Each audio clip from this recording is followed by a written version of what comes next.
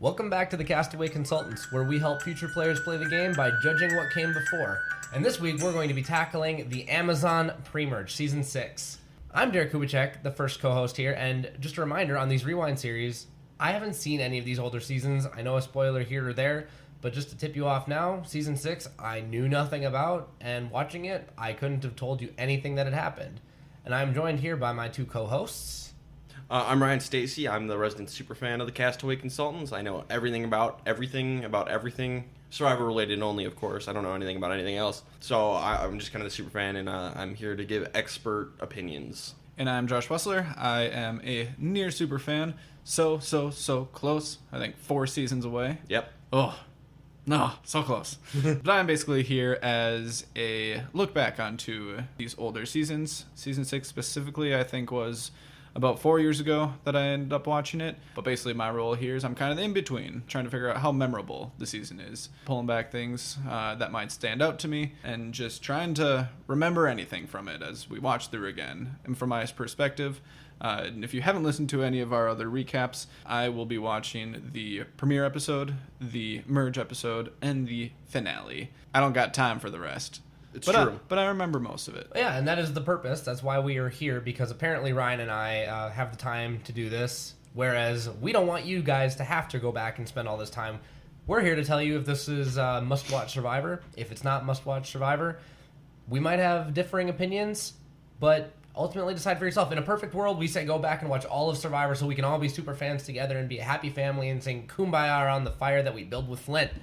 But not realistic. So we're rewatching so you don't have to. 40 seasons, I guess 39 seasons as of now. Yep. It's a lot to catch up on. Yeah, we're recording this just over a week before the premiere of Season 40. Survivor the Amazon, Season 6, Men versus Women. We've watched the pre-merge. Derek doesn't know anything about the merge. You know who the final 10 are, and that's it. So far, 6 episodes in, is Survivor the Amazon must-watch Survivor? I think so. Yeah? I really enjoy the first 6 episodes, the first 6 boots. Just, first of all, the men versus women dynamic alone is really, really interesting. Granted, it only lasts 4 episodes or something like that, but it was so interesting to see the different camp lives. And I'm not saying that that's always going to be representative of how it happens, but it was really fascinating. And you guys were like, don't even read the recap on episode 1. There's a spoiler there, because I had no idea this was a men versus women season. And honestly, it kind of went down, the way that I figured it would. The men basically put together the super awesome camp, but then are all too big-headed to work together in challenges. So, they're good at surviving, but they suck at Survivor. It's really weird. And I love this cast. I think this might be the strongest cast, top to bottom, since Season 1. Yeah. Because even for me, Season 2, which is my favorite through the first 5 seasons, is very top-heavy with who I like. So I love this cast, and they're all pretty interesting. Yeah, 2 had a few duds. Yeah. 6 might have 1 dud in the whole thing. Yeah. Janet. Yeah, no, I'm inclined to agree with you, Derek. This is actually a better pre-merge than I remembered. I know some people don't care for this pre-merge because it's like the American Pie of Survivor. It's very much like a sex comedy with all the young guys and the young girls. And if you don't like your American Pie and your stuff like that, your kind of immature men and women teenage humor, if you don't go for that stuff, you might not like this. So that is absolutely fair. Honestly, I think pretty much everything is funny. I can find the humor that they're going for. Jeff baits the contestants so much. What do you think of the girls? What do you think of the guys? But mostly, what do you think of the girls? And it doesn't age well at times. Parts of it do not age well. Because there's definitely some objectifying that I don't like. Yes, absolutely. But if you can take it for what it is in the time period, it's a time period piece. Yes. And I think it is reflective of 2002, 2003. 2003. So if you can get past that, I think you can really have fun with this pre-merge. Yeah, absolutely. Yeah, it's like American Pie. That parts of that movie haven't aged well either. Do I like that movie still? Yes. Do I think it's funny? Yes, because I'm very immature. So if you go for that kind of thing, I think you'll love this season, at least the pre-merge. If you don't, I can understand this might not be for you. I've definitely heard that opinion before. So I personally think it's must-watch Survivor, but there's a little asterisk there. Rob Cesternino's confessionals alone. So I would definitely say yes. Looking back on it, this is definitely one of them that stands out in the first 10 seasons, I guess, if you'd even like look at that as one that I would definitely go back and watch if I would want to watch an entire season. I remember it being a very likable cast, which you guys mentioned. I remember it being overall just fun to watch, and I think that's because of the dynamics of it, and a lot of unexpected twists, given either it being men versus women, tribe swap, and then dynamics once you get to the merge and so on. And I know that's more like the season as a whole. And then I guess looking, even though you don't necessarily get the reasoning that we mentioned in some of the previous seasons of learning something new from it, gameplay-wise, there's a little bit here and there, and more just the adaptability side and really thinking on your feet when you're dealt with a situation that you're not really expecting. We heard that from some of the girls saying, I was expecting to be able to use my looks to my advantage. Tough crap. Yeah, as far as you have to find a different strategy now. We don't, as far as we know, there aren't any lesbians on the women's tribe. Yep. So you have to wait until there's a merge or a tribe swap in order to take advantage of that. So good luck. I hope you're more than just a one-trick pony there. But even though you don't have those like new moments, I don't think you really need those, from our perspective, like teachable moments on Survivor in order to say that it's a good season or like worth a watch. And I think it's because of all the entertainment side. Sure. So I think that's a big difference with this one compared to some of our first 5 seasons. It's more on the entertainment side versus here's how to play the game or not to play the game. Yeah, Survivor's a television show, ladies and gentlemen, and spoiler alert, most people who watch Survivor will not play Survivor. This is one, I agree with Josh 100%. You watch it because it's fun. This one was a lot of fun, especially after the season 5, just feelings of ickiness throughout. So maybe there was some recency bias for me there, but I agree with you. This is an entertaining season. Watch it because you love the show. So before we get into the season, we'll go over the cast real quick. And I don't think we really said this, but we're going to be spoiling stuff here. Yep, we're going to be spoiling the entirety of the pre-merge. We won't get into the post-merge. We won't spoil the post-merge. Just because Derek hasn't heard it, or Derek doesn't know what happened to the post-merge. I have no idea. So if you really want to like watch along with us, you can go watch the first 6 episodes, come listen, and then watch the post-merge. Which is what we recommend. You heard all 3 of us recommend it, so that's what we would recommend doing. Yes. But if you're still sensitive on time, we understand. Just listen to this. Yes. But just no spoilers coming. You know, we play a game every season, and we won't name the names this time, but we try and see how many people Josh can remember from each season. Like, can he either get the name right or just describe what those characters did? And got a little bit of improvement here. Josh got 4 out of 16 this time around. Better than the one from season 5? Yes, better than the one from season... No, he did okay on season 5. It was the one from season 4. Got it. So, going back up, we had a little bit of a dip for Josh, but he got 4 out of the 16 this time. Yeah, and I mean, I'm not shocked at the ones that I remembered. There are a few that after watching, like I said, I watched the premiere for this, and after probably like 5 minutes into it, I'm like, oh, I should have remembered like this person. Like Ryan said, I'm not going to list off names just for spoiler reasons. Yeah, I'm guessing he remembers a winner, which means that he can't share who he remembered. Yeah, exactly. Which is very fair. But I remember very quickly that there's definitely some memorable people here that I just couldn't like bring to the front of my mind there. Sure. So there's a lot of survivors. This season deserves more credit than what I could remember. That's fair. So let's go over this cast real quick. We'll just go through everybody real quick. We'll start with the women's tribe, Jabiru. We have Christy Smith, children's adventure guide from Colorado, who's also our first deaf contestant. We have Dina Bennett, a deputy district attorney from California. Heidi Strobel, a gym teacher from Missouri. Janet Koth, a homemaker from Missouri. Jean Hebert, a marketing director from Massachusetts. Jenna Maraska, a swimsuit model from Pennsylvania. Joanna Ward, a guidance counselor from South Carolina. And Shauna Mitchell, a retail saleswoman from Los Angeles. Right, I think all those were women. Oh my God, they were all women? What? And then we have the men's tribe, Tambaqui, which is one of my favorite tribe names. We have Alex Bell, a triathlon coach from Los Angeles. Butch Lockley, a school principal from Illinois. Daniel Liu, a tax accountant from Texas. Dave Johnson, a rocket scientist from California. Pasadena, of course. I don't know why. He just strikes me as quintessential Pasadena. Dave? Yeah. Matthew Von Ertfelda, a restaurant designer from Washington, D.C. Rob Sesternino, one of my personal heroes. Computer projects coordinator from New York. Love you, Rob. Roger Sexton, a construction company VP from California. and Ryan Aiken, a model from Maryland. All right, well, that is our cast. Let's jump into Survivor the Amazon. All right, episode 1, boys versus girls. So after the tribes get divided up into men versus women, these tribes have very different dynamics and do things very differently. So the men's tribe, right off the bat, both Roger and Butch, who are the 2 oldest guys in the tribe, they kind of take leadership positions. One does better than the other.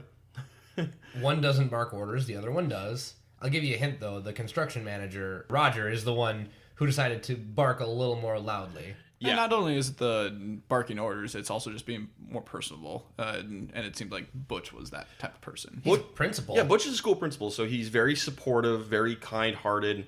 You know, his luxury item that he brought with is a banner that says, "Believe in yourself." What a nerd, and I love it. He's so wholesome. I love Butch. See, he needs to have enough empathy for all the little demons that run around in his school, because, Ryan, you like to famously say that kids are just adults with no empathy and no critical thinking skills. Yes, it's the worst possible combination. So Butch has to have enough for all of them. Yep. And it shows. And Roger's pissing people off. He's so blunt. You know, there's immediately like a schism between him and then Ryan and Daniel, who are both on the lazy side.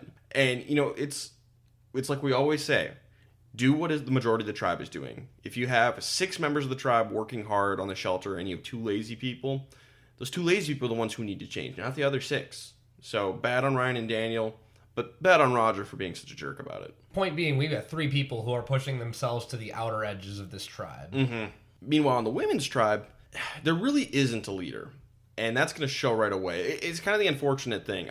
I think all 8 of these women are smart in not wanting to take the leadership position because that never goes well, or rarely goes well, I should say.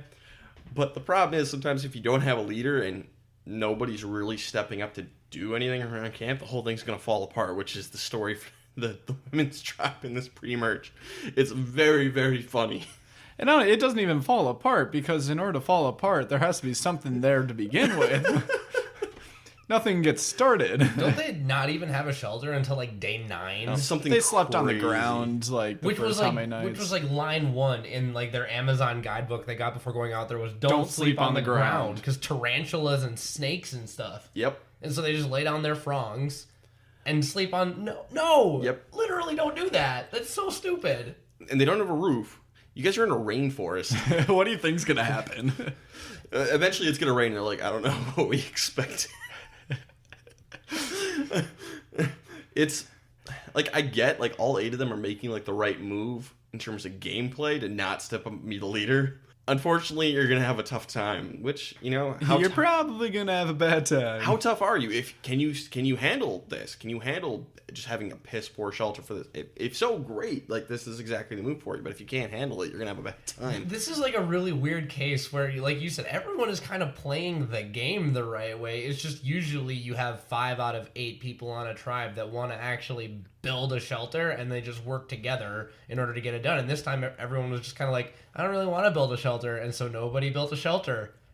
It's fascinating. The Jobber tribe is fascinating to me. They're one of the most fascinating tribe dynamics we've ever had on the show. The way they work together or don't is just fascinating.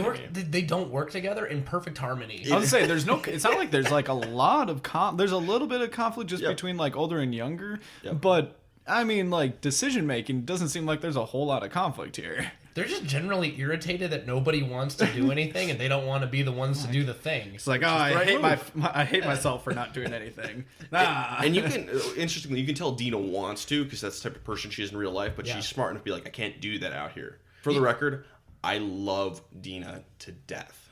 Dina's one of my faves. I think of everyone out there, through this whole discourse, I know we're getting into like episode 3 with talking about how long it goes without them doing any work. Dina's playing the best because she is going against her nature so hard by not doing anything. And you can tell, like, her confessional, she's just irritated with everyone. I love it. So, like we mentioned earlier, Christy's deaf. And this makes it hard for her because she can't see the other girls at night. She can't read lips at night. So she can't bond with the girls. And so when the women go off on their own, she gets left behind. And it's sad, but there's no reason, besides being a good person, there's no reason for anybody to help Christy. So it's irritating. She's got to assert herself. She has to. And she makes no effort to do it. She, self-confidence, and I feel for her. but it's in everybody's best interest to let Christy sink. So no one's going to help you, Christy. You have to help yourself. Well, and you know exactly, and this goes for anyone, not just someone who has something like being deaf. Know your disadvantages going into the game. For her, a little more obvious and a little bit more, I guess, kind of like debilitating to her game. Can really hurt her if you don't address it correctly. Her thing is that she needs to always stay around people to know what's going on.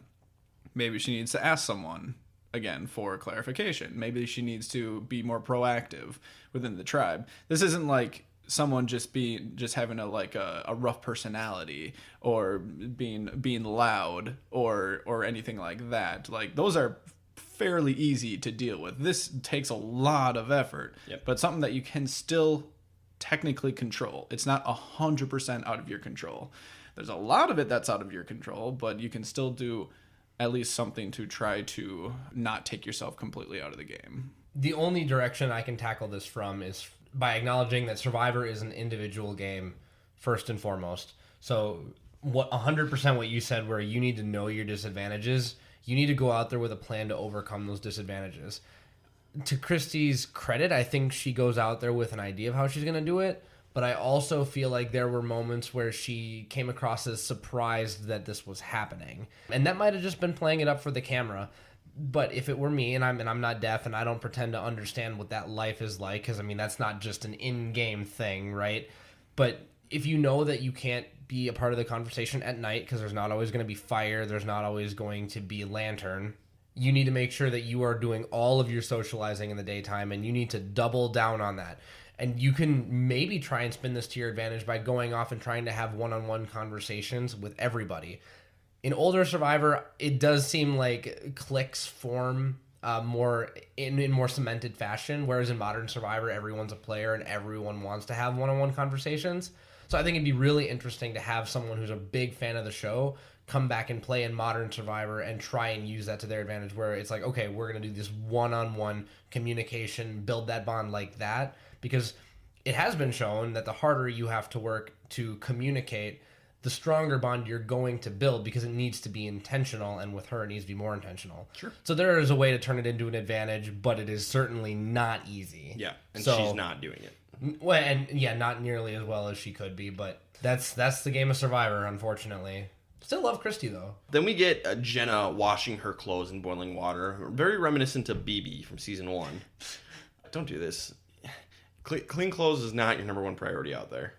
Just especially right away in the first day or two. Yeah, this just pisses everybody else off. I think even Dina makes a comment like, "Do you really need to smell minty fresh out here?"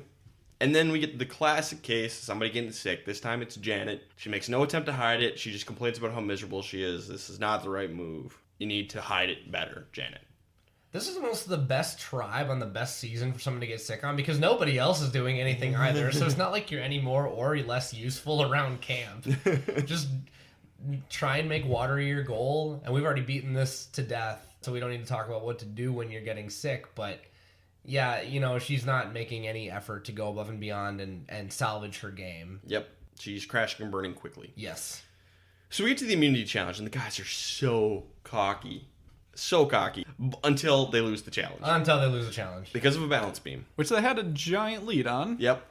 And Ryan and Daniel, mostly Daniel, lose this challenge. Stupid. Yeah, everyone named Ryan sucks. It's true. So, yeah, Ryan and Daniel lose, but it's mostly Daniel's fault. They're tied together on ropes, and Daniel's the one Ryan falls once, but Daniel falls a couple of times. Well, and the trouble is because they're chained together, even if Ryan can do the balance beam, he can't stand up and do the balance beam if Dan can't do it.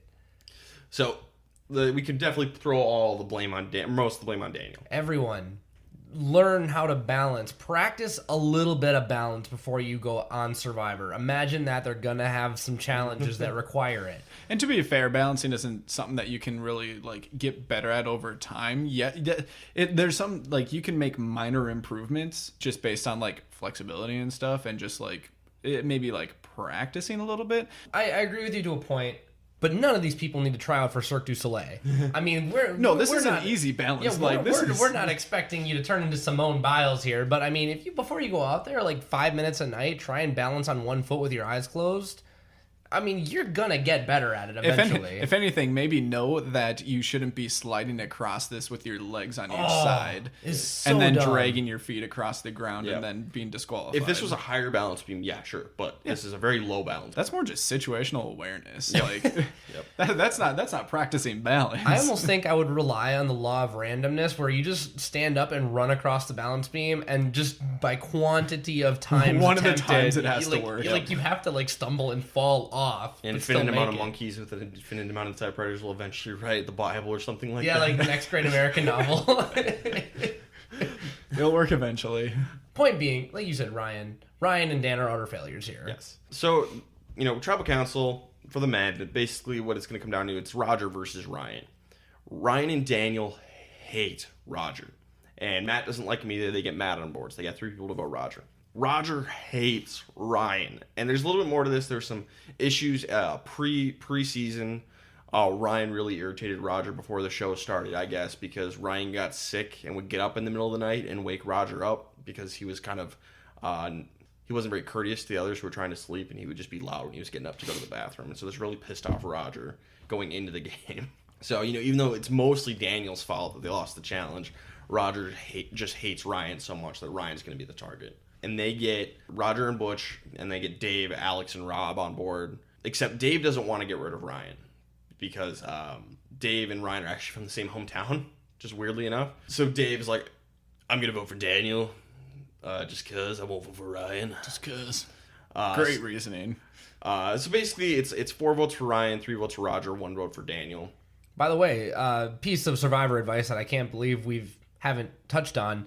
If you're just doing something on Survivor just cause and it has strategic implications, you're probably not very good at Survivor. Yeah, this is a bad move for Dave.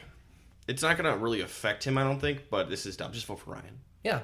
Just get jump on board. It's easy. You don't know this guy. Hometown loyalty, who cares? There's plenty of people who are from my hometown that I don't like. I skipped my 5-year reunion. So, basically, Roger versus Ryan, was this the right move?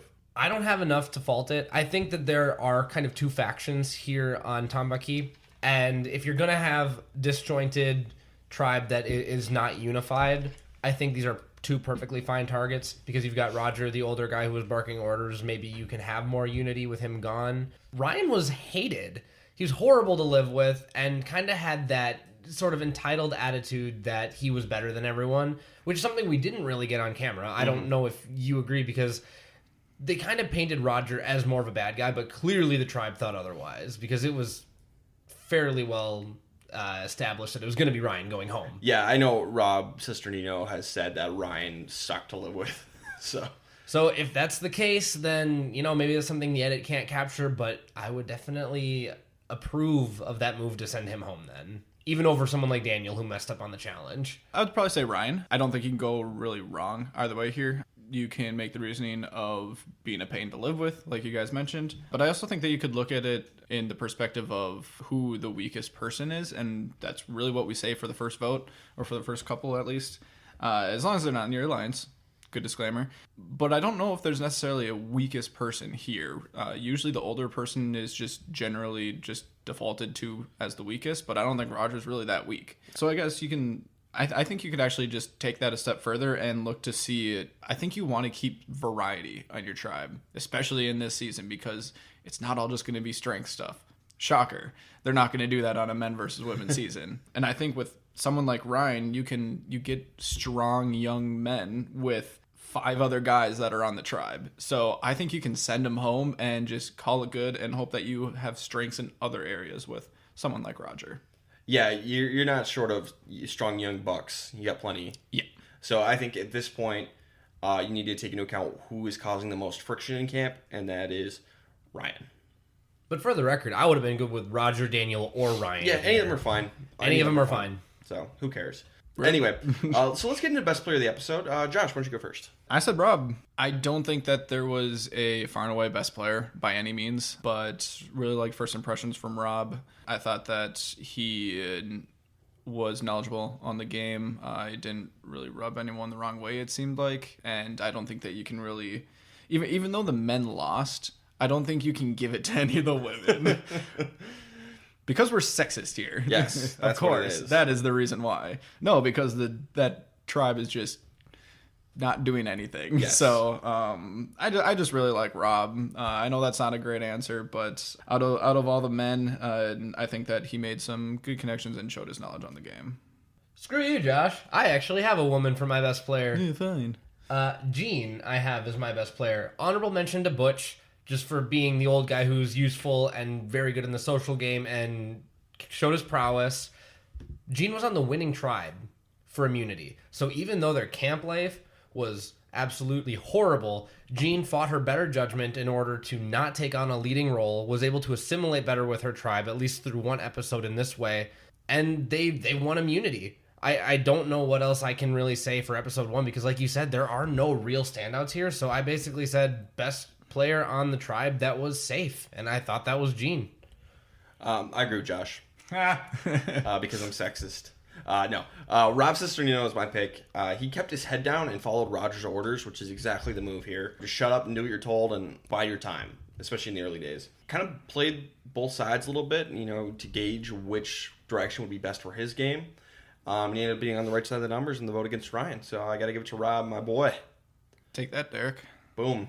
How about worst player? This one was a little easier. I think you could narrow it down to basically 2 people, and that's Daniel and Christy. Daniel just because he was one of the 2 guys who didn't really do well in the challenge, the other one at home. So, and then on the women's tribe, I think Christy is the obvious choice here just because she's at a clear disadvantage, and even though she's aware of it and is communicating that well, she's still not doing as much as what she should be to not alienate herself more than what will already be done. So I am going to give it to Christy. And I'm going to give it to Daniel because I don't disagree with everything that you're saying about Christy. I think there certainly was more she could have done proactively to overcome her disability. But Janet was sick and not doing anything about it, so I don't even think that Christy was bottom of her own tribe at this point, assuming the women would have lost. I think that Daniel is the clear bottom after this vote, given that Roger's side won out on this particular vote. No guarantee it happens twice in a row, but I do think Daniel's on the bottoms on the men's tribe now, and he is the reason that they lost immunity. It was partially Ryan, but you got to remember, Ryan was shackled to Daniel. I don't think it was the other way around. So, Daniel. Derek, you're 100% right. Thank you. You are 100% right. You nailed it. Christy had a rough episode, but Janet was worse, I think. And then Daniel was even worse than both of them combined. He was lazy. He screwed the challenge. He was on the wrong side of the vote. I didn't even talk about how lazy he was. Yep. All around bad. Very, very bad episode for Daniel. He is the worst player of the episode. So now, this is my favorite part of this whole thing, is we get to hear winner picks. And now Derek has not seen the season. He doesn't know what's going to happen. I promise I know nothing. He knows nothing. I knew one person on this season, Rob Cesternino, and that's because he's so big in the Survivor community. Yep. That was it. So, Derek, after one episode, who did you make as your winner pick? Oh, well, if I could go back, I'd change it. But I picked my best player of the episode. I picked Jean. You guys know me by now, hopefully, if you've heard previous podcasts, that I always dive deep into editology. And man, oh man, did they make the women's tribe look like an absolute mess. So wouldn't it be something if someone from the women's tribe ended up winning this season? So I knew I wanted to pick a woman the second the episode ended. And I felt like Jean was best positioned to do well here because she didn't seem to mind the elements. So I felt that she would have more staying power, assuming that they never got camp life together, because she'll just go ahead and rough it until she doesn't have to anymore. So I wanted to pick Jean. It was simple as that. I locked into a woman winning for some reason, and it was more redemption than anything. Definitely got it 100% right. Yes. Yep. Josh, do you remember who your pick was back in the day when you watched this the first time? I don't, okay. Unfortunately. But I can tell you that who I probably would have narrowed it down to. I kind of go through and I note, basically I know who I would have a chance to choose. And I basically came with 2 people from the women's tribe, and that's Heidi or Shauna, and 3 people from the men's tribe, which is Rob, Alex, and Butch. Now, I didn't want to look I didn't want to dig multiple layers deep in any editology or anything and assume that a woman was going to win or that there was some redemption story or any of that stuff. I feel like you're throwing some shade, man. No. You're throwing more shade than the Amazon rainforest, man. Throwing shade to both past Josh and current Derek. That's because that's definitely something that I do a lot. But in the end, I cannot get past Rob. I think that that's an easy choice for me to assume that I would have chose him back in the day, and he's definitely who I would choose present day. Had a great first episode. Like I said, with my best player, he is knowledgeable in the game, is building relationships without really rubbing anyone the wrong way.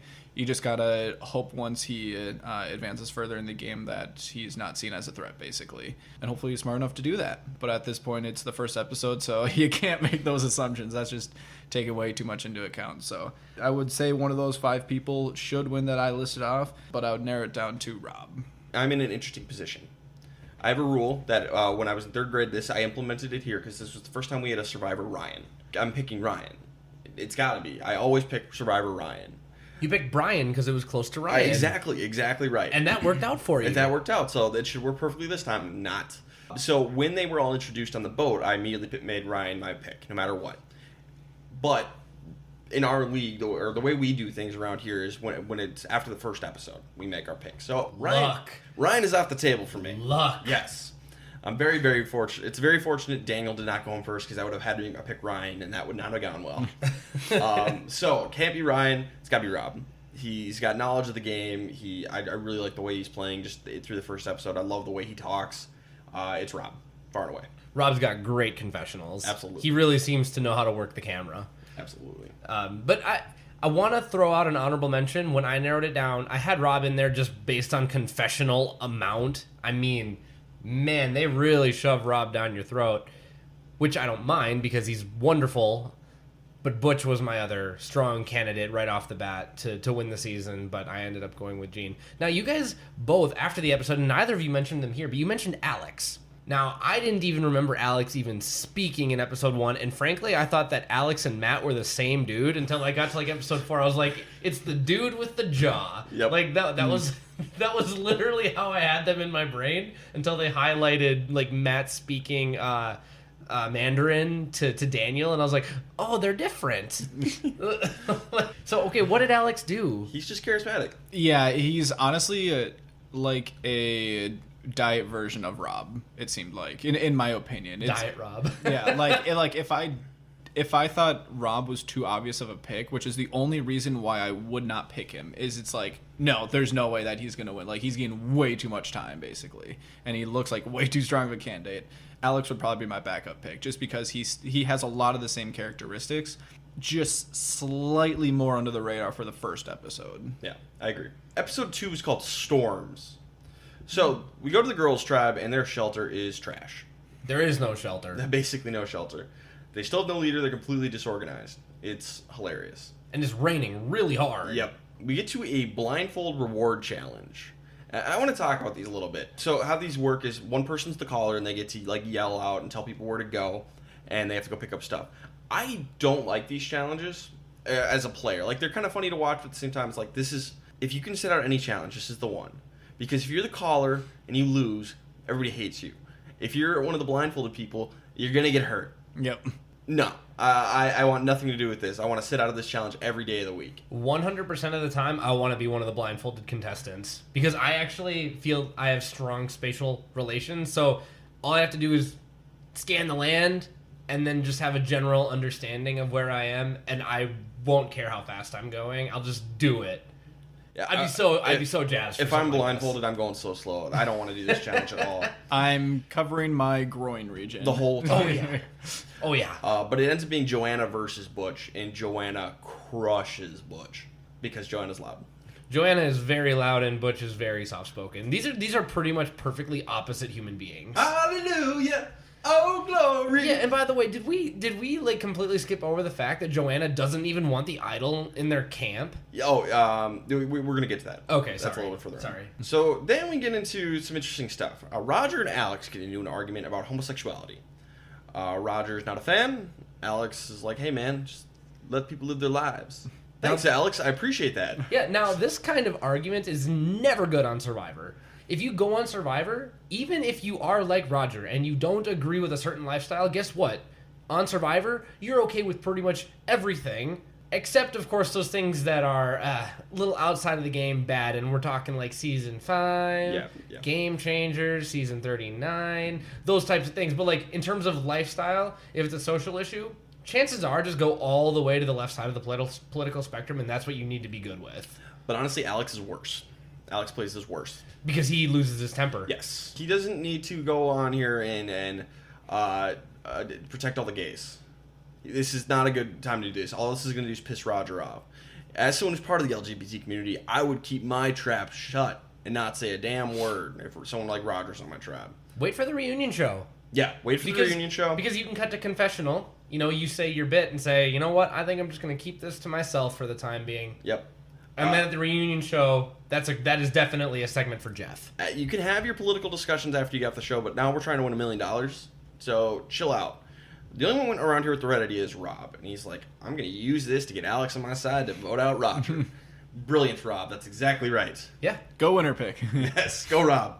Now we get to the fun stuff. Joanna does not like the immunity idol because it's a false idol. I don't think she's ever seen Survivor before. No. Hey, no. I can't see a situation where it would work out bad by not having the idol. You're going to hell, man. Well, you're going to win $1 million. You're going to go straight to hell. Well, at least I'll be rich in hell. Yep. There aren't even really words for this kind of Survivor, and I'll say sin. This is a Survivor sin. She's got to go to confession. No. Just, I understand needing to profess your faith, and we're more than once, we are going to get an oh glory, hallelujah, amen on this season, which has been my personal least favorite part, because You mean best part of the season? I just felt like it was a bit much, and I'm just sitting here thinking about how many rules that's breaking just by flaunting something too much.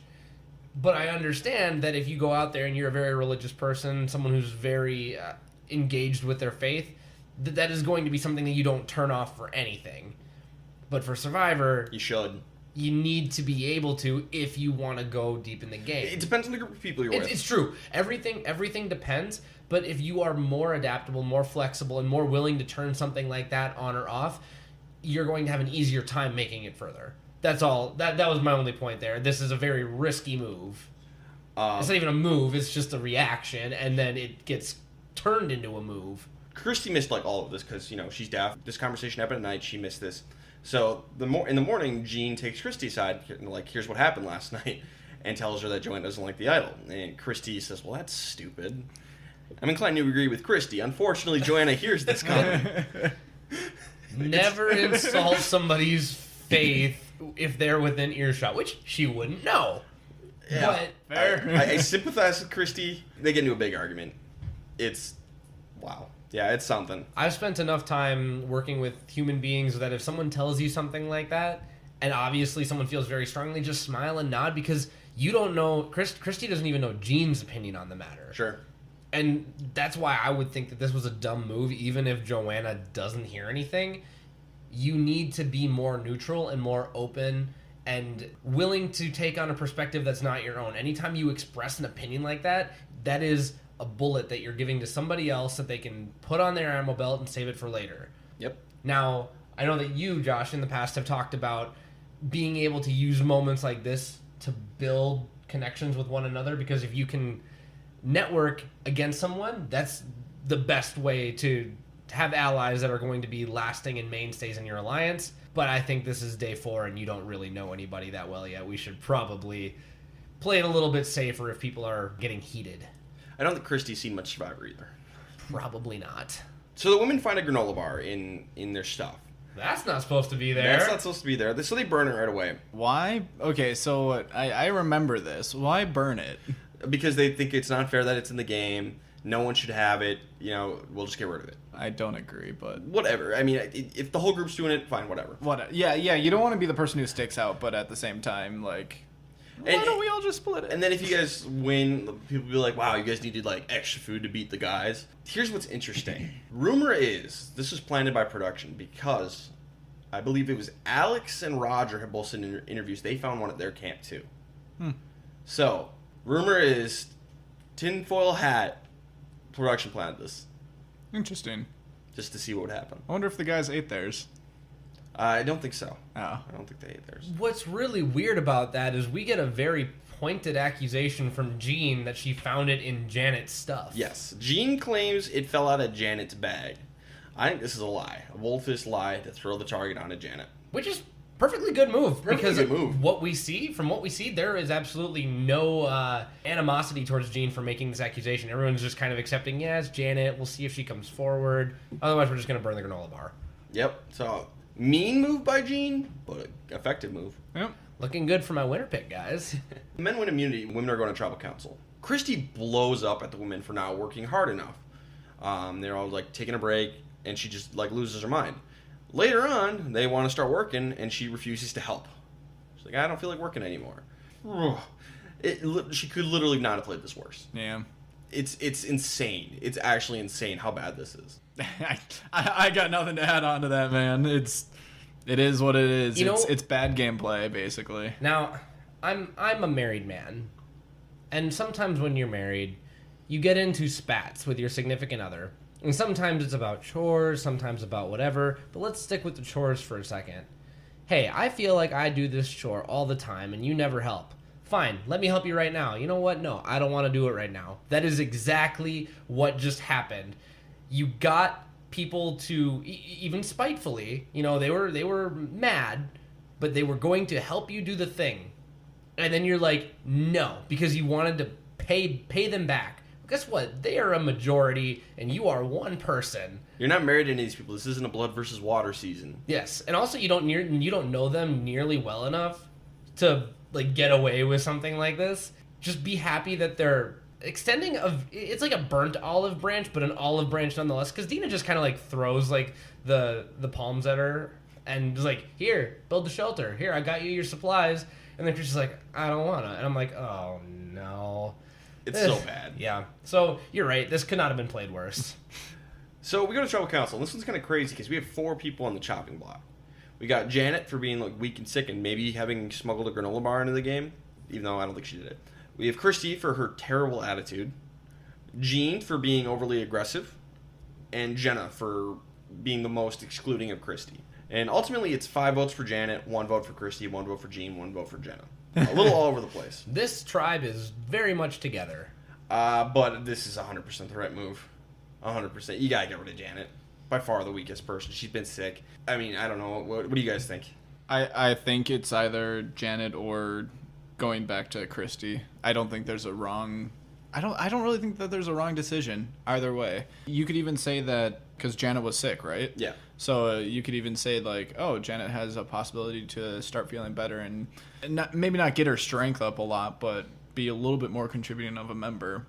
We already know what Christy is. Like, if she has a bad attitude or if there's the communication trouble, that's not something that will really help during challenges. So I think you go with really what you know more than anything, and I would actually probably vote out Christy here. I think it's a no-lose scenario. I think whichever one you keep is actually just the next person that everyone else will still vote out. Sure. I do think that Janet's the right move. If she's been sick and she hasn't been helpful and she's been accused of a thing, I think that especially for all the other women who had their name written down, Janet was an easy person to put their votes on. And just because we had 3 other people with votes, it was perfectly acceptable just to find the lowest common denominator and send her home, and I believe that to have been Janet. True, but I think that you can look at it as now there's nothing protecting you from being the next one going out. If you are one of those other 3 and you get someone else who's in one of those other 3, like Jean and Jenna, if you're Jean and Jenna and you can get someone like Christy out, then you have an easy target that's ahead of you in Janet for the next one. I think that might be looking at it a little too far, but it's just something to consider. Target. Janet Christy either way. I just think Christy's better in challenges overall. Maybe not with the communication part, but she's pretty strong. So I think you're better off just going with Janet. Yeah. Take out Christy next. Yeah, but like I said, I think it's a no-lose scenario either way. Yep. So for best player, I have Derek's winner pick, Jean. She throws Janet under the bus very effectively. She did a nice thing in filling in Christy on the nighttime chats. I did like that. She built that relationship up and got rid of Janet. So I had Jean. Oh, well, I had Rob. Oh, my winner. Rob, yeah, your guys' winner pick. One, because, again, he was on the winning tribe, and there wasn't a whole lot of great gameplay here, but Gene and Rob were my two thoughts for this. I love how Rob was immediately shown on camera in the edit as identifying ways that he could start to manipulate his tribe strategically. He's not on the bottom. We know that Daniel's on the bottom. We know that Roger's another big target. We know he's starting to try to put together a coalition. I know next episode we're going to find out that Rob is almost on the outs a little bit, but it's more on the fence. I just love what we got from him and how he's thinking strategically and how he's not in any of these scuffles. So, Rob, with an honorable mention to Gene. Oof. So if you're new around here, like I mentioned, I only watch a couple of episodes each season. For the ones I don't watch, I can't really put much stake into one player or another. So basically, if there's a division here, like we have right now, I go and I pick either Ryan's or Derek's choice, based on who made the best argument. And man, you guys, this is a tough choice, but I think I'm going to have to go with Rob on this one. Mainly just because of the outlook of their game going forward. Jean received a vote. She's on a pretty weak tribe, and it's just not looking good for them. Now, things can turn around very quickly. You can win challenges very easily. You can build more bonds with your team, but overall, Rob just seems like a overall healthier choice. So it's almost like you're seeing the Amazon rainforest for the trees there. Boo. Yeah. Worst player is Christy. For her attitude, confronting people on work ethics, speaking too loudly about Joanna, being on the wrong side of the vote. Because she ended up voting for Jenna. Just an absolute train wreck of a time for Christy. Yeah, that was not quite Drawing Dead episode, but basically. I have an honorable mention for Joanna just because she annoyed me. That's fair. But Christy is definitely the worst. I like the dishonorable mention. Yeah, dishonorable mention. I always do that. You both always do I that. always do it too. So I kind of like that one, but I got to go with Christy, like you guys said. Yeah, absolutely. Episode 3, Girl Power. Woo! Girl power. So we have Roger and Daniel hating each other as per usual. Roger gets kind of racist. Yeah, well, so he's homophobic and racist. Yeah, not a good look, Roger. It's like he doesn't realize he's on TV. Well, they do say that once you're out there for a little bit, you stop noticing that the cameras are there. That's true. And once you start getting hungry, your actual personality starts to shine through a little bit. Your racism is showing. Not great, Roger. Not great. So Matt, Daniel, and Rob all want Roger out. None of them like Roger. But on the flip side, Roger, Butch, and Dave all want Daniel out because he's lazy. Fair. So Alex is the swing vote at this point. Great spot to be for Alex. On the women's tribe, this is pretty good. So the women hold a meeting and they're like, guys, we got to stop this like non-leadership crap. And Jean and Joanna both say, we nominate Dina to be the leader. It's a great move. Yeah, just shift it somewhere else. To put the target on Dina's back and also try and get the place whipped into shape. Dina, what can you do? If you say no, that puts a target on your back. If you say yes, that puts a target on your back. At this point, we talked about her the first episode. Didn't she make a comment in a confessional that she definitely could be the leader, she just didn't want to? Mm-hmm. So I think you just take it and run with it. Well, and they were very, very careful how they articulated it. Dina, when she accepted, reluctantly, this was very Jeff Winger of her, I don't want a leadership position, but I will accept it if it's thrust upon me. Reluctantly. Yeah. She says, I'm not a leader, but if we need someone to delegate tasks and everyone's on board with receiving those delegated tasks, I can do that. And I don't think that there's really any better way to do that, because if you've had a camp that's been in shambles for 6 days and you actually want to do something about it, and someone is organized and orderly and has that foresight, this is perfect for Dina, given the imperfect situation that she was dropped in. Oh, she does a great job with Love this bad hand she's dealt. She plays it the best she can. Love Dina.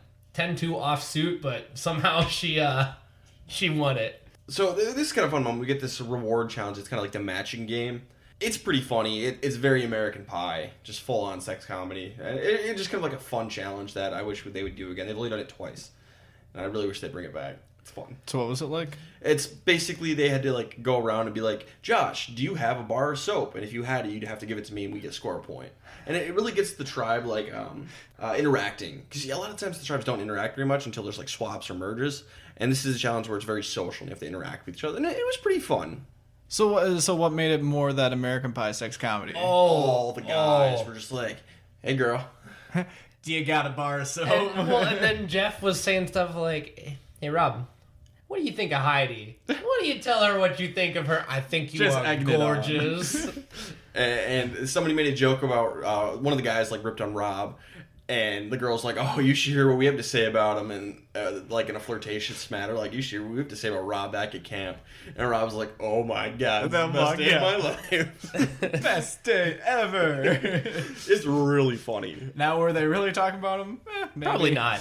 I think they were just excited to actually use their Interact. power of flirtation because they've just been on a tribe with Jean, Joanna, and Dina. 3 people who are very immune to all of this. I have all this nonsense. power. I need to channel it into this one challenge. It's really funny. This is a great challenge. Now, I know you said it's only been done like one other time in the show's history, but something that I really wish they would have done when it came down to it, lie about what you have. Just ask the guys or ask the girls about a brush, but you don't have a brush. That way the girl with the brush doesn't ask you about the brush, but she gives away that she has a brush. You're thinking too hard about it. I am not thinking too Here's hard about why. it. The guys don't give a crap. But they should. It's $1 million. It's a reward challenge in the Soap pre-merge. challenge. Let the girls have it. So this is the point where Rob and Alex form an alliance. So like officially, we have Rob and Alex on the same page. They're working together now. Which is like the first official alliance kind of this season. Yeah. The first like Official, unofficial. spoken- like, First, yeah. The first on camera, because I think there's a lot of unspoken Sure. alliance ties between Butch and Dave and Roger, but So then we get this jailbreak immunity challenge, which I'm a huge fan of. I love the jailbreaks. The women win. Always good. oh, they crushed the They men. crushed I don't them. know what happened because they were neck and neck, but it was like the guys didn't untie one of their Yep. ropes. And They didn't finish cutting through one rope or something like that, and they just couldn't get it. But we go to tribal council, and the question is it going to be Daniel or Roger? And like we said earlier, Alex is the swing vote. So who should you get rid of, Daniel or Roger? How's it split? It's split 4-4. Well, 3-3. 3-3. So it's Dave, Butch, and Roger on one side. It is Daniel, Matt, and Rob on the other. Alex is in the middle, but he's got an alliance with Rob. Yeah, so basically at this point, I think you... It's Alex's choice, basically. Yeah. Well, I think if you have that now spoken alliance with Rob, I think you just go with whatever he's going with. Now, if you're putting alliances aside, it's more considering, do you want to keep a more productive person who's also very off-putting personality-wise, or would you rather have someone that's just like lazy and is another body there? I think that you can get rid of Daniel here, but I don't think it really matters either way. So I spent a lot of time thinking about this. I don't know how important this vote is going to end up being in the scheme of the game, but if I'm Alex, I think I want to send Daniel home. Because if you send Daniel home, Rob has nowhere to go but back to you. And you're also cementing yourself in with a majority alliance of 4, and maybe he was closer with those 3 than we saw on camera, because it seemed like, other than his one spat with Roger, they seem to be on okay terms. So I think you give the people on the bottom no choice but to come back to you, and you give the people on top a reason to trust you. I think Daniel's the right move. I agree, and I'm more because I think Alex gets along pretty well with Dave and Butch, and Roger, just deal with Roger, whereas I don't think Alex and Matt really get along, and I don't think Alex particularly likes Daniel either. So I think just overall, if you look at both groups overall, Yeah. I think Alex makes the right move. Yeah. And Rob, of course, goes with, and Matt, of course, goes with them because it's a lost cause. 6 votes for Daniel, 1 for Roger. Bye-bye, Daniel. Damn, Daniel. Derek, who's the best player? Best player, I have Gene. Oh, okay. For getting the leader appointed without actually becoming the leader. Just finding a sly way around it, and then once again winning immunity despite the utter shambles, like less shambles, fewer shambles. They're starting to clean them up. But being on the winning tribe ultimately again. I had Alex. He forms an alliance with Rob, and he makes the right move in eliminating Daniel. Yeah, if you're looking at more of the strategic side of the game, which you always have to be looking at, even in the early game here, I think I'd have to side with Ryan here. I've got no qualms with that. Alex was my honorable mention. There we go. I don't have a worse player. Do you guys? Oh, I absolutely do. Okay, let's Roger, he's a hothead. He was being argumentative at the beginning of this episode, and I think he made enemies and painted a big target on his back the second that his alliance is forced to get rid of someone. He's on the bottom of it. But he got his way. He got, the one person he got into like a feud with was Daniel. Got rid of Daniel. He won. I just know we've gone on the show before and we've criticized getting your way in the pre-merge. He really should be more of a chameleon, and I feel like he's standing out for all the wrong reasons, Sure. and that's why he's going to be my worst. I think he had a bad moment, but I think ultimately he played well. So I'm going to say, for me, no worst player. I do think it was a bad moment, but I think it's way too early to say that there's no worst player. Okay. Even if it's like the smallest of small marks, basically, to put you slightly in the bad category, I think you got to go with it just because there's so many other people here that are either neutral or good. And people are looking for reasons to send you home. See, I had Rodgers a net positive, like a bad moment, but for the episode, I had him as net positive. Interesting. Yeah, and I get that you can like cancel it out and like have good things happen and move you to a net positive, but even the fact that some bad thing happened, I think you got to give it to him. Okay. So, sorry, Ryan. It's all right. It's all Don't right. apologize to him. You don't apologize to me. You suck up. Well. All right, episode 4 is called Trapped. This is little known fact, Admiral Akbar's favorite episode. Stupid. It's a Star Wars joke. I was gonna say, is that It's a Akbar? trap. Like, I'm like, that sounds like something from like Moby Dick or something. So, he is a squid person.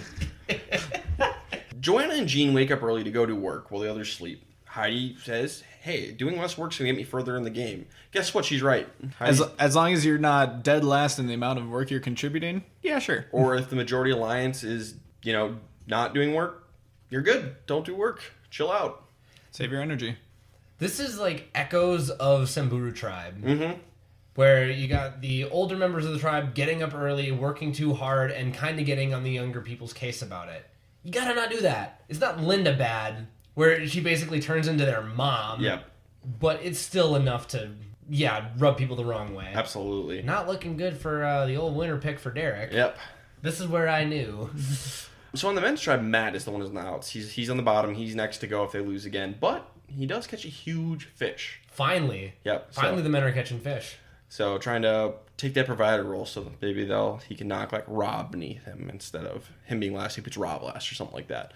It's about all you can do at this point. Yep. Yeah. Either be better socially or go and catch fish. And I don't think Matt can be better socially. I think he's got that gear. No. He's only got one gear. And that's... Fish. I don't know what gear Matt is on. I don't know if it's of this world. Heidi and Jenna, we get some confessionals with them talking about their bodies and how jealous the older women are.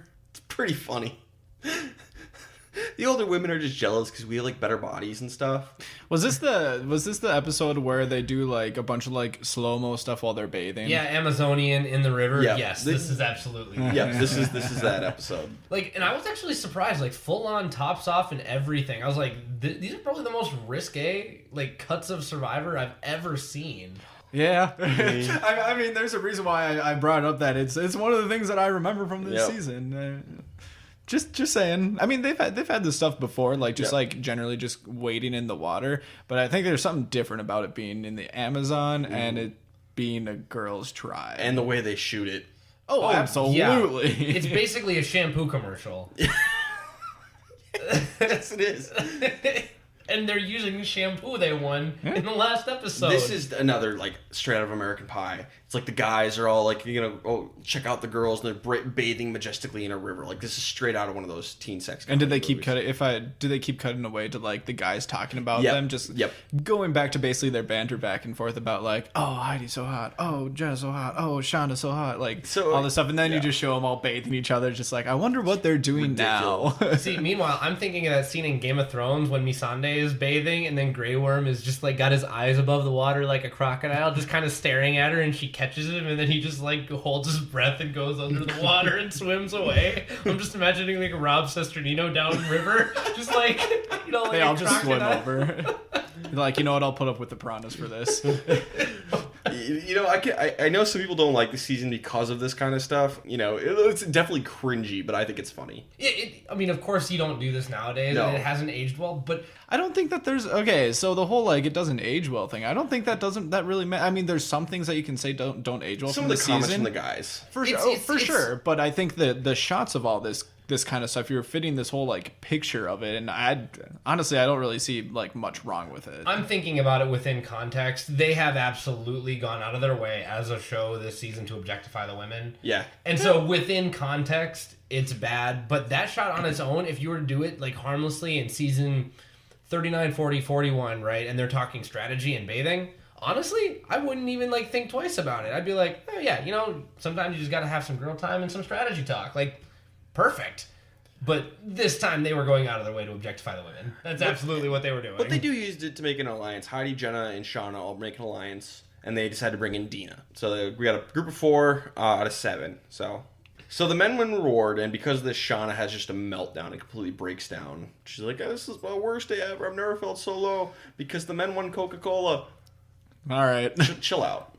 Chill out, Shauna. Well, she can't. She didn't win the fridge. Oh, got him. Zing. Yeah, they do win like a fridge or freezer. It's a mini fridge. A mini fridge. Just chilling in the jungle. That's pretty cool. I mean, it's literally. Yeah. And then the men win immunity, which was a really interesting immunity where it's just how much fish can you catch in an hour. Oh, and you just knew, like, immediately, because Matt just is like, whoop, whoop, whoop. Basically, like Wii Sports. He's just pulling them out of the water like it's a video game. And then Jeff is like, Dave, why don't you explain the strategy? Well, you see, we got 3 poles in the water. I help take the fish off the hooks, and then we get the hooks back in the water real fast, and that's kind of a strategy. Hopefully the women aren't doing better. And Jeff's like, you sure you don't want to be overly cocky? He's like, no, Jeff, I'm done being cocky now. And if I remember correctly, they get to keep whatever they catch. Yeah, that's insane. That's a lot of meat. Especially if, like, I mean, it'd be different if it was like a total of like 5 fish are caught, and like the guys win like 3-2 or something like that. But if I remember, it's a ton. It's a ton of fish. The only thing is that you got to eat it all today. Yeah, it's gonna go bad. It's a feast. True. But they got their fridge. They can keep it in there. Yeah, you're right. They got a fridge. And after this, Shauna just wants to quit. She wants to go home. She's done. And this is so good. I love this so much. Dina, Heidi, and Jenna decide to take Shauna hostage and hold her in the game. It's what you do. It's brilliant. It is brilliant, and I love this so much. Oh, it's so good, you guys. They decide they want to get rid of Joanna. Fair. They don't know what Shauna's going to do, so they bring in Christy, just because who's been doing a lot better. And to her credit, she's chilled out. Doing a lot better. They bring in her in and they're like, yeah, well, I'll vote for Joanna and we'll hold Shauna in the game. I have a story I want to tell. So once upon a time, the 3 of us and I think a few other people, some of our friends, were playing the Survivor board game with some adjustments. We changed the rules a little bit. Now, notably, whenever we play the Survivor board game, I get voted out immediately. Unless I win immunity, I'm done. Every time. As you should. Yes. Now. Maybe you should be better at Survivor, Ryan. Yep. Now, so we were playing this game. The first round, I won immunity. I was safe. So second round of the game, I am no longer safe. But our friend Connor had to go home because he had work early the next morning. So he's like, hey, everybody, will you just please vote me out so I can go home? And we all agreed to it. Yes, sure. We will all vote Connor out. It'll be great. So I go into the confessional booth and I vote Connor, yada, yada, yada. And everybody votes for me. Sorry, Connor. Hope you didn't want your sleep. And I believe it was, you guys didn't like even conspire against me. You all just thought it'd be funny to just throw a vote on me. I think that's actually what happened. You all independently just decided to throw a vote on me. I get voted out. You guys hold Connor hostage, keep him in the game, and I'm out. And then Connor immediately quits because he's like, I gotta go home. Bye. You killed 2 birds with 1 stone, and this is what I think of. Because sometimes hey, in the game of Survivor, if you hold that person hostage, get past 1 more vote, maybe they will quit. Yeah. So that's what I think of every time. So. And my favorite is just how ice cold Dina is in her confessional. She's like, what gives Shauna the right to think she has any say in when she gets to go home? You don't vote yourself out of Survivor. And then they hold her. I'm like, oh damn. I love this. It's so good. I love it. Especially because I know in later seasons people are genuinely just going to quit the game. So, like, good on Shauna for not being so mentally broken that she just, like, exits the game, because I know that can happen. But this is before all that, and I'm just like, this is amazing. This is probably my favorite single move in Survivor to this point, like, through 6 seasons, just because it's so unusual. Yeah. And it's amazing, and it's a win for everyone except the person being held hostage, who's gonna win more money because of it. Like, this is literally like a win-win-win-win-win, except for the person who goes home. Mm-hmm. And I didn't like Joanna, so it's all wins for me. So here's who's on the table. We have our core alliance. We have Dina, Heidi, and Jenna.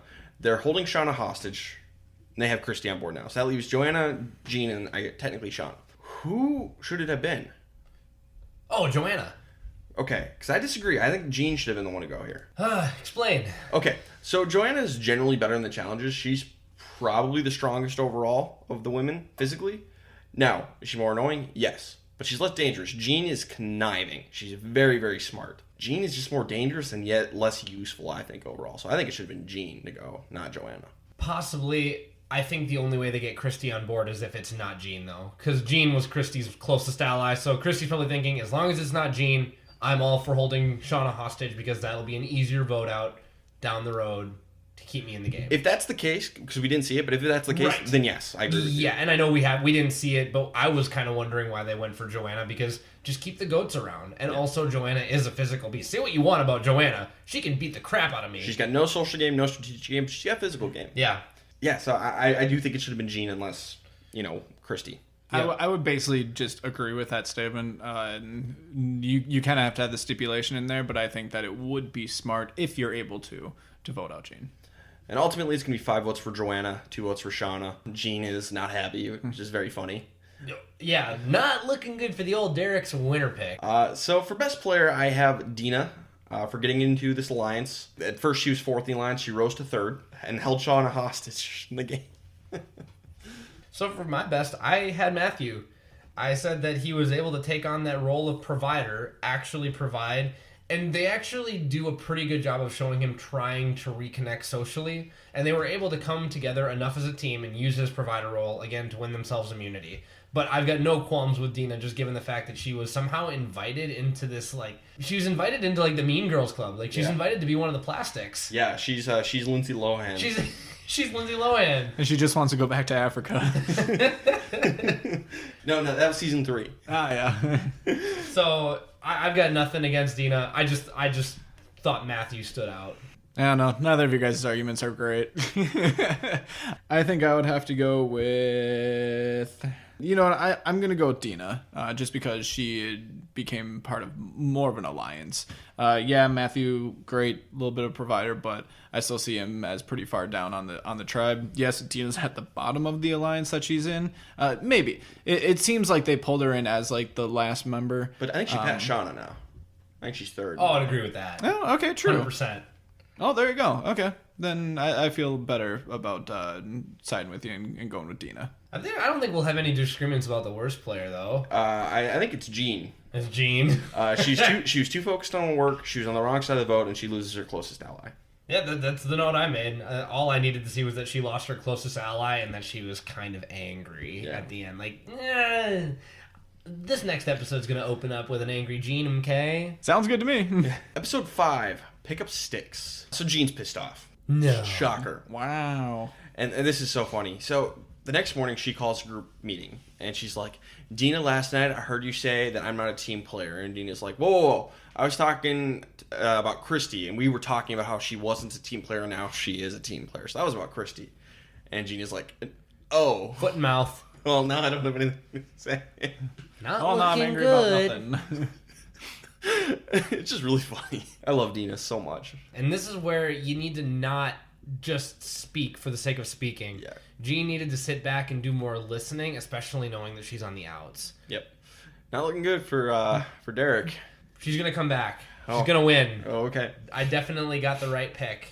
I'm sure.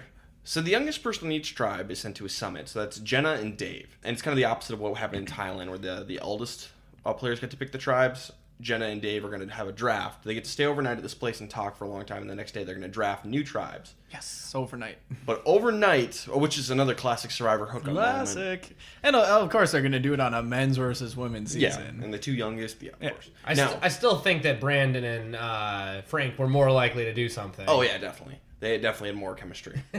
But here's what's funny is if Ryan hadn't been voted out, he was the youngest guy, so it could have been Ryan and Jenna. There's a possibility there. The 2 models? Yeah, the 2 models. Of course. So, Jenna reveals a lot of information at this summit. So, not great, Jenna. Jenna talks about how close she and Heidi are. Well, when Dave gets first pick of the women, guess who he's going to take? Closest ally. Yeah, it's a really good move from Dave. No, I don't know. Because I think you could look at this the other way and look more long-term with it. Because you could definitely rub Jenna the wrong way with being like, hey, thanks for all this information. Now I'm going to grab your closest ally. And actually, you could do 2 different things with this. Either you say, I'm not going to pick Heidi, and you're welcome, basically. Remember this later type of thing.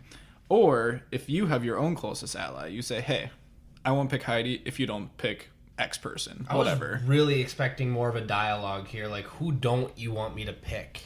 I think Dave is going in with the mentality, all right, how do we make the girls the weakest so we can take them apart and the men will rise at the merge and take them all down?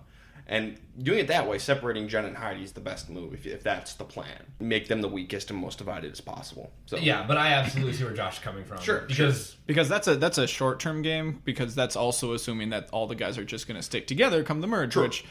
It could happen. It's a big assumption. Yeah. So I would like to think a little bit more long-term than that. Try to build a bit more bond then to kind of make an enemy here. Well, and here's the other thing. If you take Heidi over, protect her, make a friendship with her, and come back, bring Jenna in that way. That's another decent move. So there's options here. Yeah. All I'm saying is I do like the idea of calling it like an open dialogue more. Sure. Just like, hey, what do you think of this? Sure. But it ends up being Dave gets Heidi and Christy and Jean from the women, and Butch and Roger, his two closest allies, for the men. Oh, thank God, my winner pick is saved. So, yeah. But it's a pretty good draft for Dave. He gets his two closest allies and takes Jenna's closest ally away from her. Whereas Jenna, she keeps Dina and Shauna. Dina's great, but Shauna, oh boy, not exactly reliable. So I think if you're going to rank the drafts, give them a rating, I think Dave wins. Oh, definitely. No question. When Christy shows up at Tambaki, Roger, Butch, and Dave find out for the first time she's deaf. And they do a great job of bringing her in, welcoming her. They do an excellent job on all three of them. Mm-hmm. So really props for making Christy feel at home. So I actually do remember that. I remember that from the first time that I watched that. That was something that stood out. So good on them. And I'm also surprised that they weren't able to tell during something like that one reward challenge where they were doing the matching stuff. Sure. That didn't really come out at all. Yeah, that is kind of interesting. Good moment for the three guys. Absolutely. And Roger needed it. Yeah. I mean, and particularly Butch, which we'll see later in the episode, but yeah, awesome stuff. So when Alex comes into camp, Shauna comes back to life. She's immediately fallen head over heels for Alex. It's actually pretty humorous. It's like she's jumping up and down like, oh my God, there's guys here. And this is exactly what production was just waiting for. They're just like, we're going to keep them apart, deprive them, and then put them together and just... Yes. I'm sure production just loved this. But Dean is pretty worried about Shauna flipping, which is fair. You did hold her hostage in the last round. There's the risky run. And you know that tribe swaps exist now, so... But you got to do the best you can with what you got. Yes. I still think they did. Oh, it was still a great move. Still my favorite. But it is a fair thing to worry about her flipping, so you need to take that into account. Yeah. But Jabiru wins immunity. So Tamaki's going to tribal council. So it looks like it's going to be a 3-3 guys versus girls split. And the girls, they don't know who to vote for. They don't want to get rid of Dave because he's the strongest, so it's really between Butch and Roger. They draw straws, and ultimately, because of the straw they draw, they're going to vote Butch. This is a dumb way to decide who to vote for. Yeah. Roger's the obvious vote. And anytime you're not making a decision, you're letting a decision make you. Mm-hmm. That's not strategic at all. I really don't like this. So I get the whole random part if it truly is just a complete tie, but what's the reasoning behind why you think that Roger's the easy choice for the girls? I just think Butch is more pleasant to be around and just stronger and challenging at this point. There's going to be presumably 2 rounds of voting. Might as well just try and keep the stronger one just so you can win next time. And my reasoning is that Butch seems like someone who would be willing to work with the women more than a Roger. Mm-hmm, Granted, everyone was able to bring in Christy on more of an equal footing, and that's really all the evidence that we had this episode. But Roger's very much like that blue-collar, stuck-in-his-ways kind of player. I mean, he just kind of screams stereotypical old guy on Survivor. For that reason, I would want to keep Butch because I feel like you've got more lanes open ahead of you if you do. Yeah, that's fair. But Dave doesn't want to go to a tie, so he brings in Heidi. And it's like, yo, just come with us instead, and we'll get rid of Jean. I know she was next to go on your guys' group anyway. We'll just get rid of her. Genius. Because Jenna... Genius? Genius. Because Jenna gave me all the information, She's going to give me everything. So tribal council, it's 4 votes for Jean, 2 votes for Butch. And honestly, don't go to rocks. No. So this is the right move for Heidi, I think. Avoid rocks. And honestly, now looking at it, kind of taking another step back from Dave's point of view and going back to the draft, and he's talking to Jenna and just kind of having a good conversation with her, building bonds, and then drafts her closest ally. I want to think at least I want to give him as much credit as possible, even if this was completely accidental. But looking forward enough and knowing that there's going to be this 3-3 tie, and that maybe he can make bonds with Heidi because he made bonds with Jen, and be like, hey, like, we had a good time over there. I know that you were close with her. I'd like to partner with both of you guys, like, in the future. Come with us, and we can, like, make something like that happen. Yeah, that's basically what he says, and it's effective, and I think it's a very good move for Dave. Mm-hmm. So, yeah, I got to say Gene's the right move. Gene's the right move. Sigh. Yeah, rip Derek. Rip. We'll get into your new winner pick in a second. Yeah. Let's go over best player. Derek, who is your best player of the episode? Dave. He kept his core alliance, had the stronger draft, and got up on the numbers men over women for as long as this pre-merge goes on. Yeah, I completely agree with you. Plus, he was also just, I know Butch and Roger did this too, but he was so kind to Christy. Yeah. And, good person points. Yeah. This is the first episode that we really saw anything with Dave, and it was pretty much good stuff. Yeah. Bangarang.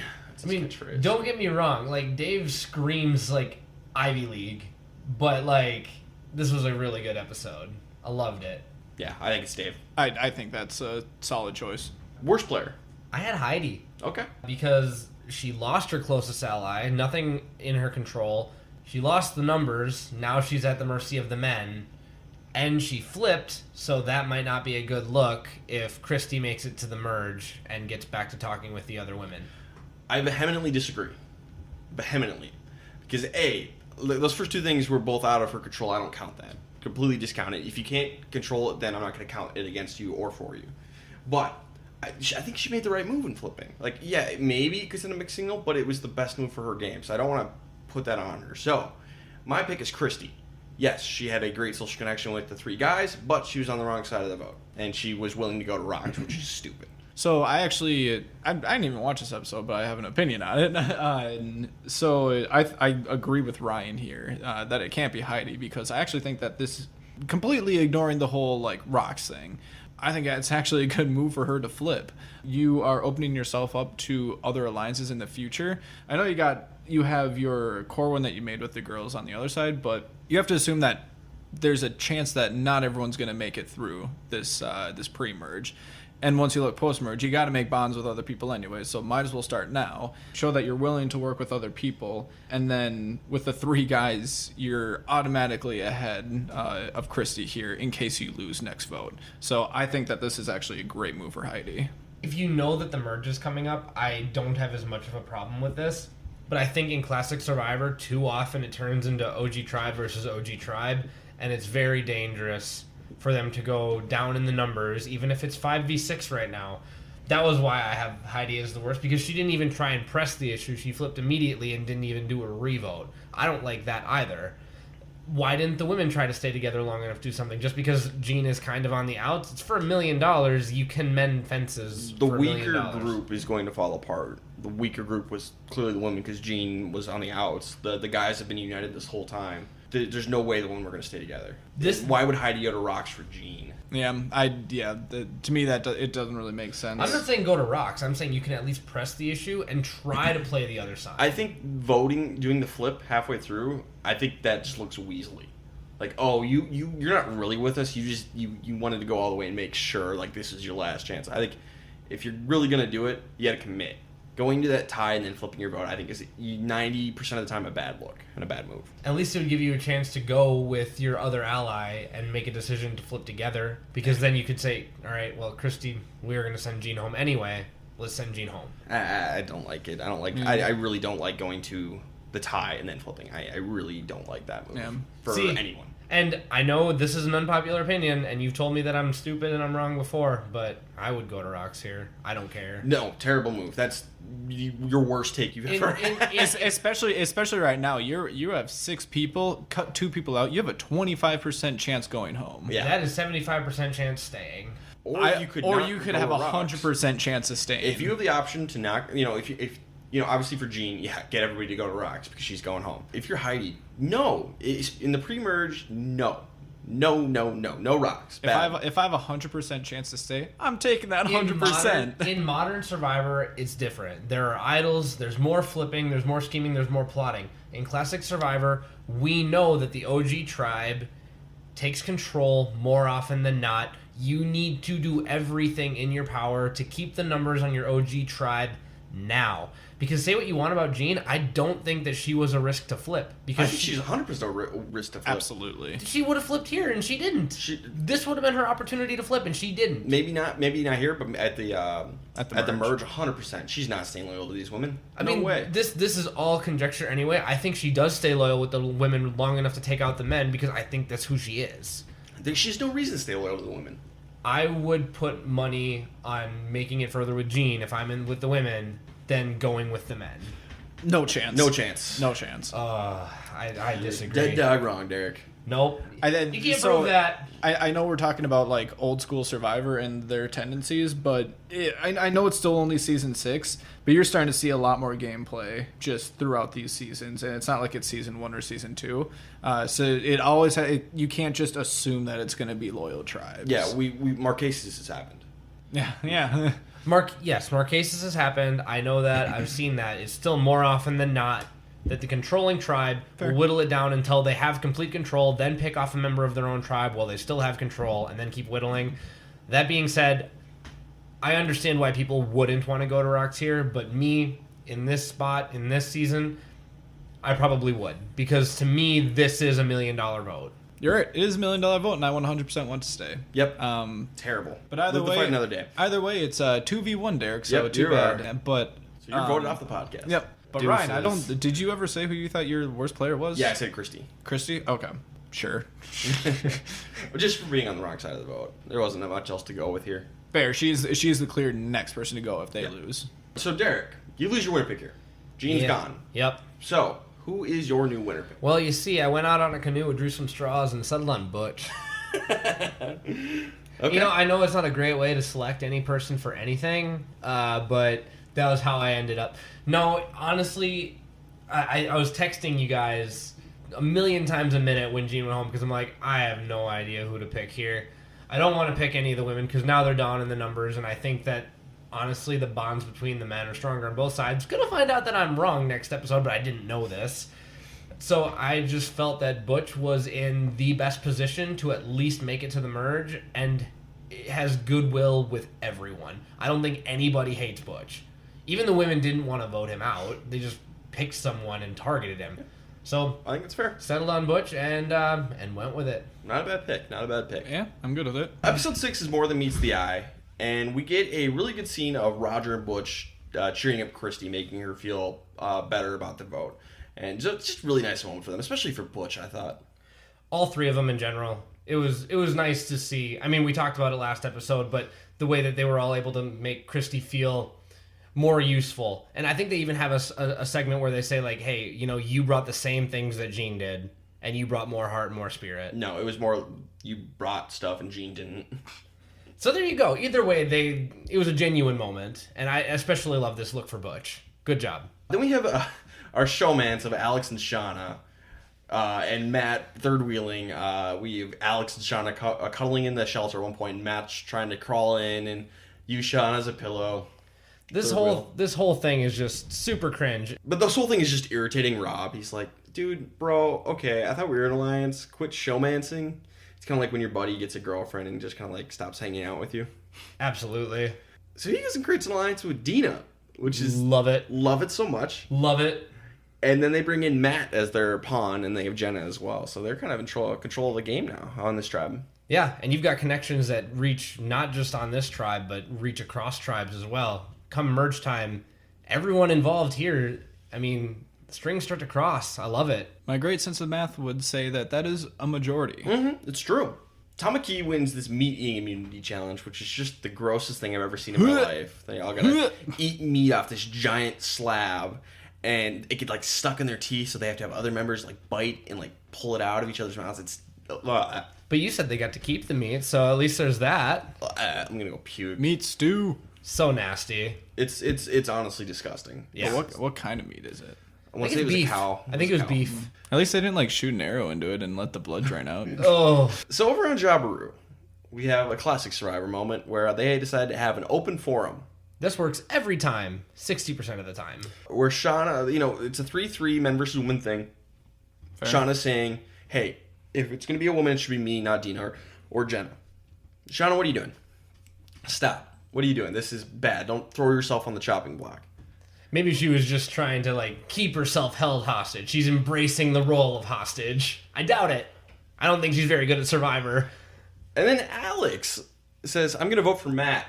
Speaking of people who aren't good at Survivor... Why, dude? Why would you say that? This is bad all around. Because what good is it for Alex to decide to turn on Matt now? What is the strategy here? Ryan, you're the Survivor know-it-all. What's the strategy here? Say nothing. Yeah, you don't need to know it all. You don't have an open forum. That's step one. You find yourself in an open forum, and you are Alex. You say nothing. You say nothing. You let everybody else dig their own graves. There you go. So, Alex, if you're listening, this was a bad move. Next time you're on Survivor, Alex, don't do this. Matt's like, oh, okay, I guess I'll vote for you then. What else do you do at that point? It's kind of like, no, you. And it ends up being 4 votes for Shauna, 2 votes for Matt. I thought this was like the right move overall. It's kind of a tricky thing. Between Shauna and Matt, Shauna's just so much less predictable than Matt is. And there is some logic to just cutting the wild card out of the equation. Like, yeah, it's not great for Dina and Jenna maybe to get rid of a woman, but just because they can't trust Shauna and they've been holding her hostage, maybe it is better to go with Matt, who they can use as a pawn. I don't know. What do you guys think? No, I judge Dina pretty harshly for this, to be perfectly honest, because you already know that a woman was eliminated on the other tribe. Now, granted, I don't know that any of these tribes are particularly close via gender anymore.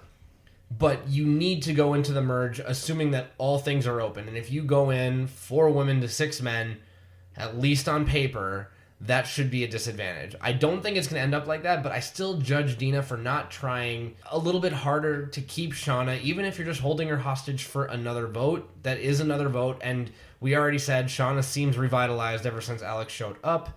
Maybe you can try to use that showmance to your advantage as long as you can keep them with you. It just turns into this whole weird thing. I don't know. Josh, what are your thoughts? I actually don't think it's that close. I think that it should be Matthew here. Just because you have 3 girls who are all in the same alliance, and you can just have all 3 of them pair up together. Alex is close with Shauna, so there's a 4th. And Rob has had individual alliances with both Dina and Alex at this point, so that seems like a pretty easy 5-1 split to me. And I think you can actually get a pretty solid group here going into the merge and move together. And if you want to move any of that around on your own with people from the other tribe, you are completely free once you get to the merge. But I think by taking out Matthew, or by including Matthew in your plans, you might throw a wrench or two into there. I don't think that this is necessarily a bad move by any means, but I think that taking out Matthew would actually be better. I mean, I could see it for like a Dina and Jenna. It's like, it's iffier, but this is going to lead me into my best player of the episode. This is clearly, I think, the best move for Rob. Yeah, did Rob lose in any which way in this episode? Rob's the best player. He's got an amazing social game. He makes an alliance with Dina, and now with Matt and with Jenna. He's eliminated Shauna, which frees up Alex. Where's Alex going to go now? You got to come back to your bro. That's fair. So all around, this is an incredible episode for Rob, I thought. Yeah, Rob kind of turned the tables on Alex a little bit, because I felt like a while ago Alex sent Daniel home to kind of force Rob to come back to him. And in this way, Rob was like, no, Alex, come back to me now. And, I mean, going into what is now the merge, Rob has a connection with basically everybody. Except Christy. Yeah, except Christy, but he's laid almost a perfect groundwork. And the only reason he doesn't have a connection with Christy is because he's never talked to her. Yep. I bet that he would be working with her as well, because that just seems like the kind of guy Rob is. So I agree with you 100%. It's got to be Rob for this episode. It was nothing short of spectacular. Can't argue with that. Basically, the most dangerous thing for Rob right now is whether or not people see him as a threat going forward, just because he's made that many bonds. So for worst player, I got Alex. He's focusing too much on his showmance, telling Matt he would vote for him, being on the wrong side of the vote. Just, I don't know what Alex is doing here. Yeah, and I can't really dispute it. I think Jenna was the worst here. I feel like Jenna was one of the dominoes in this episode, and she could have done something to try and keep it women strong. Even though, like you said, Shauna was a bit of a wild card. You never really know where her head's at, and who knows, maybe she'll flick a light 3 episodes, 3 days from now and decide she doesn't want to play anymore. What does that do to your post-merge chances? I see that. But if you let all of these other people make these decisions around you, and ultimately now you're going into the merge with your Dina connection and your Heidi connection, and you're hoping that will take you far. By letting Shauna go, she loses an integral piece of her former alliance and goes down in the numbers, 6-4, men versus women, and is kind of at the mercy of everything that's going to happen around her, and I think she'll just be another domino to fall. I would actually agree with that. Sorry, Ryan. And it's nothing because of what she did, but more what she didn't do. It's more the inaction side, like we've talked about in the past. I think that letting Shauna go here is just a missed opportunity for her. She loses someone in her alliance, and instead could have gotten rid of someone like Matthew, who, at least from what I remember, she didn't really have any bonds with. So I think that that's a misstep on her part when she had someone like Alex tied with Shauna and could have easily taken this vote and moved into the merge, won the other way. So I would side with Derek here and go with Jenna. This is like 2 in a row. I'm so happy. It's all turning up Derek. So this wraps up the pre-merge. We're done now. So of these final 10 people, the 10 people who are making the merge, who do you guys think is the best player? I'll go first. Of the final 10, I think Rob is the best player, just because of how well he navigated the pre-swap stuff with all the guys, and then coming into the post-swap, he's put himself in the best position. He's got an alliance with everybody basically in the game except maybe Christy, and he's got a connection to Heidi. He's just so well set up, and he's basically near flawless. You know, he wanted to get rid of Roger, didn't work out, but besides that, really impressive stuff for Rob. I'm going to shake my magic 8-ball here and see what comes up. Do I agree with Ryan? It is certain. Yeah. It's got to be Rob. Ask again later. Please ask again later. No, it's got to be Rob. He has, like you said, strategic connection with everyone. And I love that no matter how you draw out this new majority alliance in the post-merge, however it gets drawn, Rob is probably a part of it. And that is to his credit. And he's kind of done it while being under the radar. Like, he's huge in confessional. He plays all his game to the camera, and he strategizes all the way to the camera, but then he doesn't really show it in front of the other players. He really seems to understand the very fabric of Survivor. It's been wonderful. It's Rob hands down. Yeah, I don't even think it's close. I think it's got to be Rob. Like I mentioned, my best player of the episode, basically his thing that he's going to have to pay attention to the most going forward is not being seen as a threat and getting taken out early on after the merge. But I mean, if you being a threat is your weakest point, I think that you've got some really good stuff going for you. So I think it's got to be Rob, and I don't even know who I'd put in second place. Flip side, let's talk about worst player. I think it's Christy, because she was such a disaster in those first couple episodes. She wasn't reaching out, making an initiative to try and get to know people. She was like yelling at people, now working, and then when they wanted to work, she wouldn't work. It was just terrible. She's gotten better, but even in the swap, she was on the wrong side of the boat. So I think definitely the worst player. I would agree with Christy. I'll just throw out 2 dishonorable mentions so as not to repeat. Matthew and Jenna, they kind of did nothing and got here somehow. Going into the merge, they are very much at the mercy of other people, and that's a direct result of how they played their game in the pre-merge. Yeah, you know what? Some things happened that were out of their control, but Matt burned a lot of social bridges early on by just not being strong in that area, and Jenna has been more of a passive player ever since she got the opportunity to go off on the excursion with Dave. So I give some dishonorable mentions there, but to be clear, I think that Christy is the worst player, and I think there's quite a bit of space between last and second to last here. And I actually don't think there's a huge gap, and I don't think it's either of the people that you were mentioning. I think that Jenna and Matthew were, for the most part, neutral. I don't think they did anything great. I don't think they did anything bad. I actually think that it's between only 2 people, and that's Christy and Roger. And I see them as being very even, but just because the men are swinging right now 6-4 total numbers, I think that just in case it would go back to original tribes, and post-merge here you see all the men start sticking together again, I would have to put Roger just 1 small tick above Christy. That's not a large margin at all, just because there's a very large chance that it's not going to swing that way for the guys and everything stays separate. So I would stick with Christy as being the worst. Now, even though I think Christy was worse in the pre-merge, I do want to point out, to Josh's point, Roger is the only one left who can't win the game. Sure, that's fair. I actually think he can win the game, but he's going to have to do a lot in order to win the game. But like, if the game was over right now, Roger can't win. Yeah. True, I agree with that. Yeah. But that doesn't mean that you can't do things post-merge. Maybe Roger's just playing a very poor chameleon game. So, winner picks at the merge. So far, Josh and I, we both picked Rob. We're still going. Derek, You lost Gene. You're on Butch now. So if you get the chance to repick at the merge, would you change your pick? Do you I would. I would not go with Butch. Reminder to everyone, when I lost Gene, it was probably the worst episode to lose your winner pick because we didn't get to see any of the new tribe over with Rob, Dina, Jenna. I didn't get to see any of that. So now I'm left with basically 5 people I can pick from, and I felt like Butch was the best chance to win of those 5 because the rest of it's just an unknown capacity. I would 100% switch to Rob. For the reason I already said, I think no matter how you draw that line in the sand between Majority Alliance and whoever's left, Rob is on the correct side of that line. And honestly, I think the bond that he has with Dina, it's odd because they were never the top of the alliances they were in before, but in this new alliance that they made, I think it can take them both so far and gives them a ton of leverage in this game. And every lane is open. Whereas I think a lot of people are still at everyone's mercy. Their game is wide open. So I would switch to Rob. Absolutely.